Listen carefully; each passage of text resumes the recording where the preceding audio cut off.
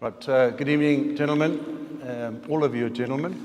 Thank you for taking the time out to be here this evening.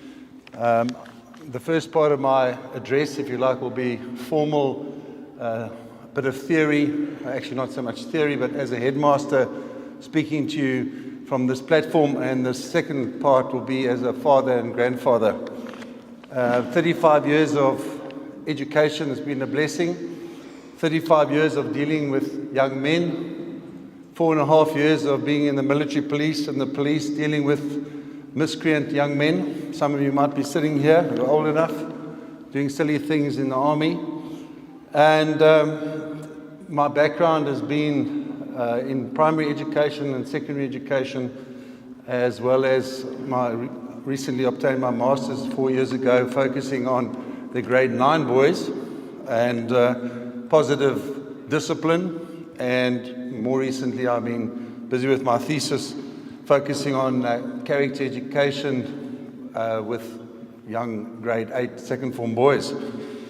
So as you can see, I'm very passionate about the education of our young men, and as a father I've made a lot of mistakes, bumped my head a number of times, and I'm hoping not to make the same mistake with my two grandsons, who are 15 and 16 years of age. So, first of all, thank you very much for taking the time out to be here tonight. Your presence here tonight shows that you care about your sons, and I want to applaud you for that. Because, gentlemen, you only get one chance. We all only get one chance. Some of us are lucky, we might have a second chance, but generally speaking, you get one chance to be with your sons and to experience their teenage years, which is unfortunately now is your time. It's not mom's time anymore. Mom needs to withdraw into the background. And that's not Chris Luhman saying that. There's enormous research around that. Michael Reichert, Adam Cox, Celia Lashley, I can go on, Stephen Biddulph, and so on. So that doesn't mean mom's not important. Of course mom's important, but dad, you're it for the next number of years. So first of all, I want to ask a question. And don't be embarrassed, you won't be reprimanded or get a bolt or Friday headmaster's detention. I want to know how many of you have actually watched the Luke Lamprecht video. Put your hand up, please. Right, 3, 4 of you. Okay, you all failed that one. If you haven't, please, I ask that you do watch it. And the reason for that is all your sons have watched, heard him speak, addressed by him about a week ago, as have all the staff. And there's some very important information that you as a parent need to be aware of in this current environment that we are living in, and looking particularly around issues of grooming and what are the red flags to watch out for as your son grows up over the next number of years. How many of you have read the latest newsletter on pastoral care that was emailed about 2 days ago? Hands up, please. Oh, a little bit better. So some of you have got some homework to do. How many? It's not too long either. It's about 3.5 pages. And then thirdly, boys, you can get your dads back on these ones. Eh? Thirdly is how many of you read the wonderful newsletter that Sally puts out every week, which deals with, contains the essence of my assemblies and the themes that we are focusing on a weekly basis. Hands up, please. Oh, very much better. Well done. Those newsletters are actually brilliant, and thank you to Sally for putting that together. Right. So, the role of fathers, that's what I'm going to talk to you about tonight. And the fact that you are here is fantastic. And I realize that there are many parents who couldn't be here tonight. So, I really appreciate the fact and understand that as well. Right, the next thing is rather horrific. Is it? Yeah. The stats, if you can see those stats there, I mean, these are American stats, but be that as it may, just take a few minutes to actually look at them. Hopefully it's clear enough on the screen that 63% of youth suicides are from fatherless homes. 70% of youths in state-orientated institutions come from fatherless homes. 71% of high school dropouts come from fatherless homes.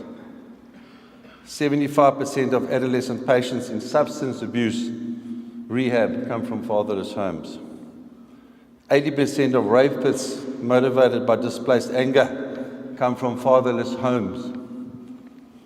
85% of all children who show behavior disorders come from fatherless homes. And 85% of all youths in prison come from fatherless homes. And 90% of all homeless and runaway children are from fatherless homes. That's horrendous statistics. So dads are more than just a paycheck to a child. They represent safety, protection, guidance, friendship, and someone to look up to. I think that's very important for you to remember. I've probably interviewed more than 1,000 young men over the years. I've been involved with leadership in my previous schools, when I talk about leadership of prefects, going right back to the 90s. And I interview a lot of boys. And one of the questions that I do ask them is, who's your hero? And, many of them say, my dad. And it's quite embarrassing sometimes for the fathers. They get a little twinkle in the eye and don't want to really start crying in front of their son. But that's okay to cry. You're old enough now.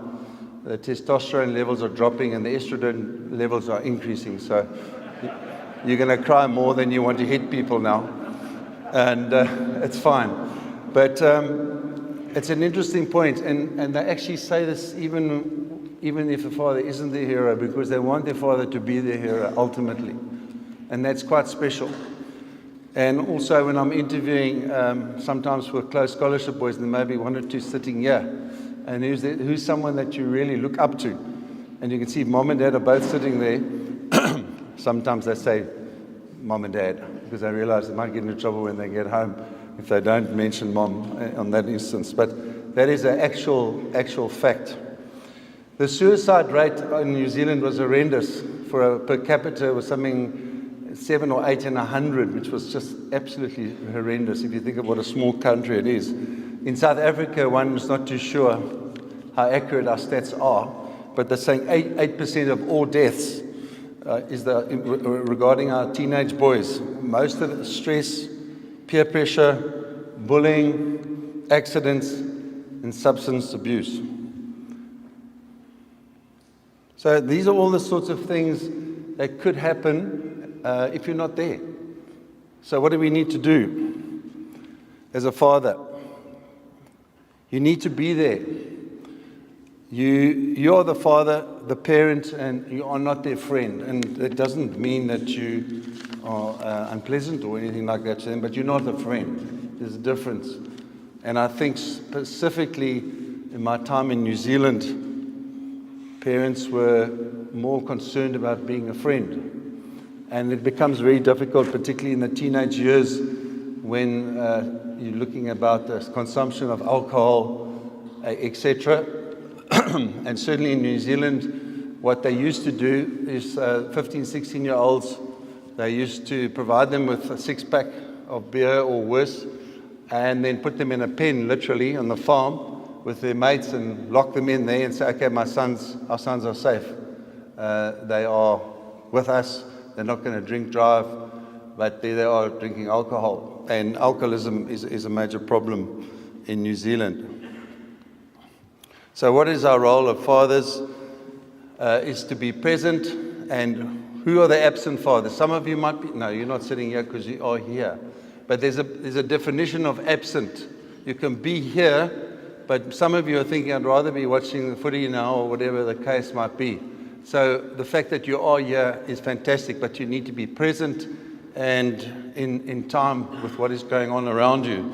And I say that with a lot of respect. And some of us will tune into what we're saying here. So who are these absent fathers? Who are they? The workaholics.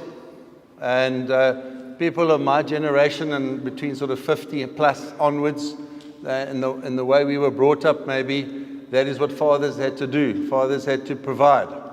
Fathers had to make sure their children and their families are looked after. And work came first and the other things possibly came second. And there's still probably some of you sitting here at the moment who are in that category. The second category is one of being irresponsible. In other words, not wanting the responsibility of being a father. All right? And that is a problem, and that happens. And prefer to be at work, prefer to be elsewhere, and not involved with your son's development. And then the next one is they're self-centered and egotistical. All right, so selfish, basically looking at what they want to do, and then the family must work around what they want to do. All right, so the tours, the business events, obviously business events, you obviously sometimes have to do those, but away from home a lot and doing things possibly when one shouldn't be, more focused on our children. And I know it's very hard. I was one of those people who was away a lot, and sports-related matters, striving to be the best you can be for your family, but sometimes at the expense of your marriage, of your children, and I'll talk a little bit more about that later. So we move on to why is the role of a father in that age group 14 to 21 so important? So if you can read that there, the recent research indicates has consistently over decades correlated the positive involvement of fathers with their children's positive social, cognitive, behavioral, and emotional development. There's a lot more information on that, but I think that one sort of sums it up really, really well. You need to be involved, not just because he's playing your favorite sport, rugby or hockey or whatever it is, and you like that sport, but no matter what it is that he's doing, you're supporting him there, and he knows that you're there supporting him. That's probably the most important thing. Gentlemen, I can say this to you. You've got to know who their friends are. You know where they're going, what they're up to. Normally, it's the moms that fuss around those things. You need to fuss about that. All right? My eldest son is a drug addict. He's 40 years old. And I trusted my son implicitly. And unfortunately, when he was about 15 or 16, he went off the rails a little bit. I didn't know it because we were divorced and he lived with his mum. I'm not blaming his mother. And sometimes he would stay with us on the weekend. And I said, why are your eyes so red? And I'm going back 30 years, or 28 years or so. And he said, oh no, Dad, I just was really tired. Had a heavy week and whatever the case is, and you just believe it. And I'm an ex-policeman, so you think, oh, well, so be it. And then these things come out later, and as parents, you don't want to talk about those things because it's embarrassing. I'm an educator, my sons have a drug problem, and you need to deal with it. So we dealt with it as best as we could, but unfortunately the damage was done. And once you're an addict, it's very easy to get caught up in that again. So that's something that obviously you look back at yourself and you look in the mirror and say, where did we go wrong? How could we have done things better? Fortunately, he's still alive today, but unfortunately, he's not with his family any longer, which is very sad. Right, moving on to the next one. They talk with their son. All right, and I think that's very important. And it can be about anything, it doesn't matter. And one of the things is the interest. If you've got a joint interest, it's easy.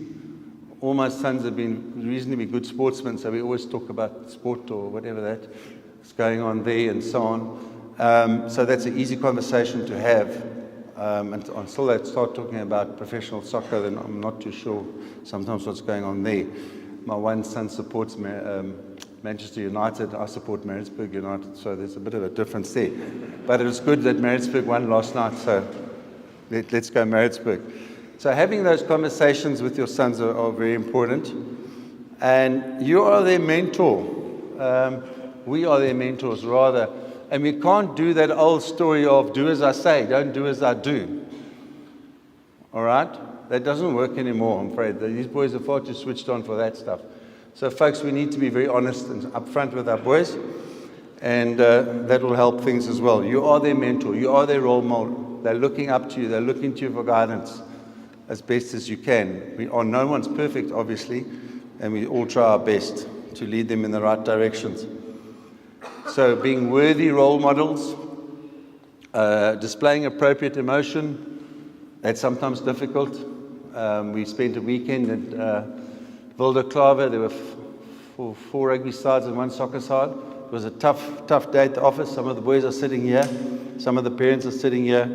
The boys tried their best. They fought to the bitter end. That's all you ask as a coach and as a headmaster and as a parent. You just want your son to do the best possibly and not behave in a fashion that we saw up the road a week ago.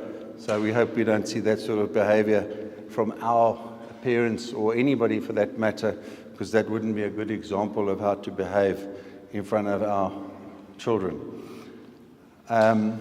You have to assert yourself as a parent, and I know a lot of you are sitting here because you're already doing that, but it's very important that we are around not only when the going's going well, we are around when the going's tough.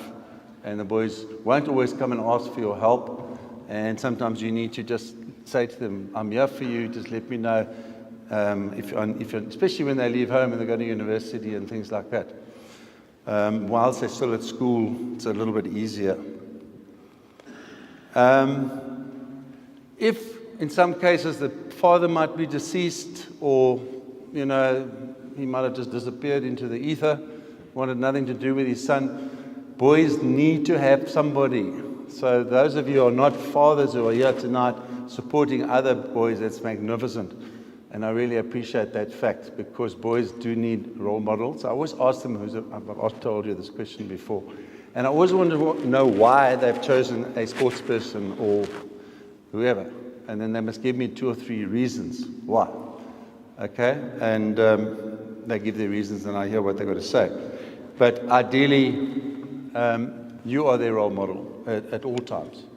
And then boys are not as naive as you think they are, and they're probably more worldly now than they've ever been because of social media and the access to all sorts of things. We're getting there, we're not far to go. Some of you might remember that we had Paddy Upton here a few years ago. It was a wonderful session we had in the Victoria Hall, or the OCC. Paddy's probably one of the most successful cricket coaches, along with Gary Kirsten.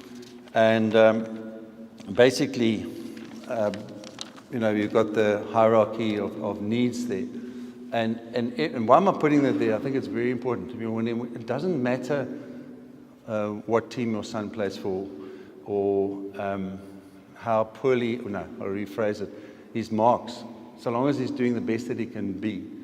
If he's 30% in maths and he's getting 30% for maths, then you need to support him and encourage him. You might be brilliant in maths and he's really struggles. One of my sons got the maths prize in 4th form, and I just shook my head because I really struggled with maths. I still struggle. I sit in 3rd form classes and I don't know what's going on there. And then sometimes I ask the teacher to explain, and the boys all look around at me and say, sir, come on, what's going on here? And I said, no, I'm English drama teacher. And they said, okay, I forgive you, it's okay, it's all right. So you're not expected to be everything to your sons, but the most important thing is that you can praise them for their effort and their commitment and all those sorts of things. I think it's very important. You'll see it's the second highest one. There's a self-esteem level, and it's very important. And that's one of the reasons why we have positive reinforcement of merits and chocolates and all those sorts of things for the boys. So what do your sons require? They require acknowledgement. All right? They want recognition. They want affirmation. You're fine, that's great, well done. They want your support. They might not say that. My youngest son is very stubborn. He's about 23 or so. He won't let me help him with anything. He wants to do it himself. He will phone me if he's short of money, though. So there's one time he will phone me. But you applaud the independence, but you get frustrated too at sometimes because you want to try and help.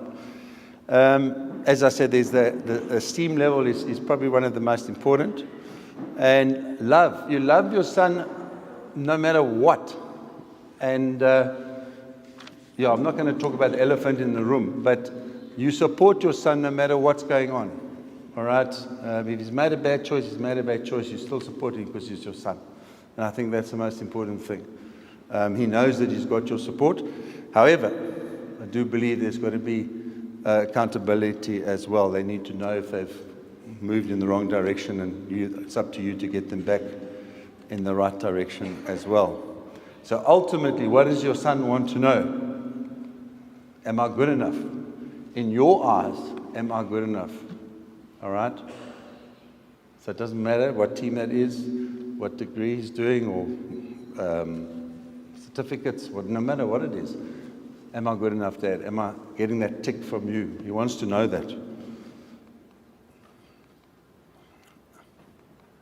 And then lastly, we're just going to some of the points again that we've basically spoken about before.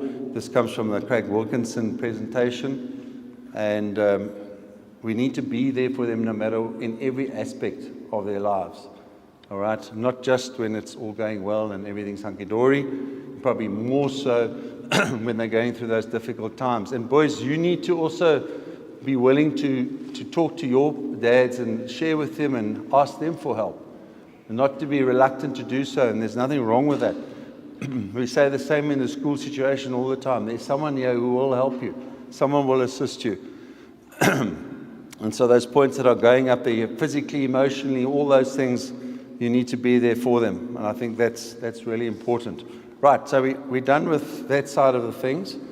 I just want to wrap up with a few things from my personal, as a parent. We are parents. We're not their friends. I think that's very important.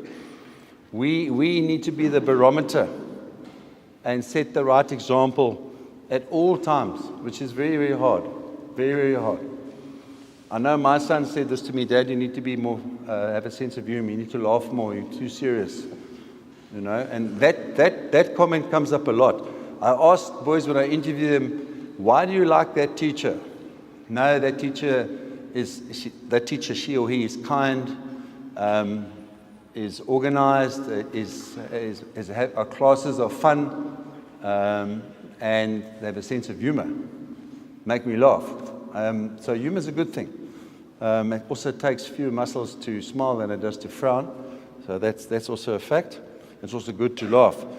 They need to know the boundaries. That is crucial. All right? And what the consequences are, and we need to keep to those. All right? And we have to be consistent. It's the same in the school situation. You've got to be consistent. We need to have that sense of humor. And we almost finished, gentlemen, is that we get one chance, really, with our sons and our children, and we've got to get it right. It's as simple as that. You might not have that second opportunity. And time with your son is probably the most important thing. And you're fortunate now, and there's a variation of ages here, to be able to spend, the 5 years, if you're second form, with your sons, enjoying their time with you at college. And often parents say to me after matric, oh, I don't know what to do now on a Saturday. My son's at university. Well, come to college. There's family here as well. You're part of it. And you're very welcome. So thank you once again for your attendance tonight. And lastly, to the boys, you need to hold your dads accountable as well. All right? If they say they're going to do something, they need to do something. They need to be there and be accountable in supporting you. Thank you very much for your time.